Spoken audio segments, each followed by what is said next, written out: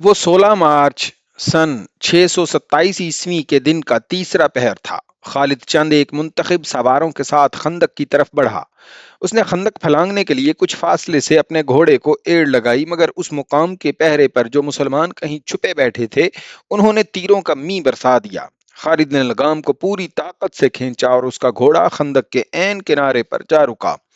خالد نے گھوڑے کو پیچھے موڑا اور اپنے تیر اندازوں کو بلایا۔ اس نے سوچا کہ اس کے تیر انداز مسلمانوں پر تیر پھینکتے چلے جائیں گے، جس سے مسلمان سر نہیں اٹھا سکیں گے اور وہ خندق پھلانگ لے گا۔ لیکن مسلمانوں نے تیر اندازی میں اضافہ کر دیا۔ مسلمان تیروں کی بوچھاڑ میں تیر چلا رہے تھے۔ خالد کو پسپا ہونا پڑا۔ خالد اس انداز سے اپنے سواروں کو وہاں سے ہٹا کر دوسری طرف چل پڑا جیسے اس نے خندق پر ایک اور حملہ کرنے کا ارادہ ترک کر دیا ہو۔ مؤرخین جن میں ابن حشام اور ابن سعد قابل ذکر ہیں لکھتے ہیں کہ یہ خالد کی ایک چال تھی۔ اس نے چلتے چلتے اپنے سوار جیش میں مزید سوار شامل کر لیے۔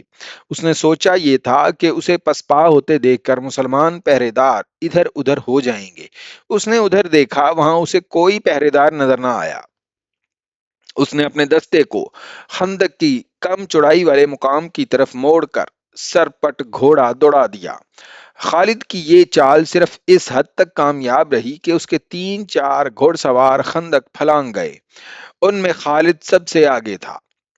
مسلمان پہرے داروں نے انہیں گھیرے میں لے لیا۔ قریش کے جو سوار ابھی خندق کے پار تھے، ان پر مسلمانوں نے اتنے تیر برسائے کہ انہیں پسپا ہونا پڑا۔ خالد اور اس کے سواروں کے لیے مسلمانوں کے گھیرے سے نکلنا بہت مشکل ہو گیا۔ یہ زندگی اور موت کا مارکا تھا جو خالد نے گھوڑا دوڑا دوڑا کر اور پینترے بدل بدل کر لڑا۔ اس کے سوار بھی تجربہ کار اور پھرتیلے تھے۔ ان میں سے ایک مارا گیا۔ خالد اب دفاعی مارکا لڑ رہا تھا۔ اس نے کئی مسلمانوں کو زخمی کیا، جن میں سے ایک شہید ہو گیا۔ آخر اسے نکلنے کا موقع مل گیا اور اس کا گھوڑا خندق کو پھلانگ آیا۔ اس کے جو سوار زندہ رہ گئے تھے وہ بھی خندق پھلانگ آئے۔ اس کے بعد قریش میں سے کسی نے بھی خندق کے پار جانے کی جرت نہ کی۔ اکرمہ اور خالد کی ناکامی کے بعد قریش اور ان کے دیگر اتحادی قبائل کے لشکر میں مایوسی، جو پہلے بھی کچھ کم نہ تھی، اور بڑھ گئی۔ خوراک نہ ہونے کے برابر تھی۔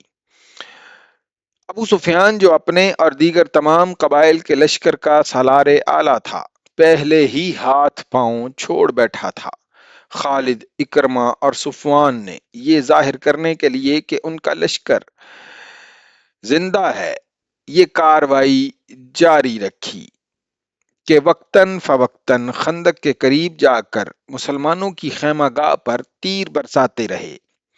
اس کے جواب میں مسلمانوں نے تیر اندازوں کو خندق کے قریب پھیلا دیا، جو اہل قریش کے تیر اندازوں پر جوابی تیر اندازی کرتے رہے۔ تیر اندازی کا یہ سلسلہ صرف ایک دن صبح سے شام تک چلا۔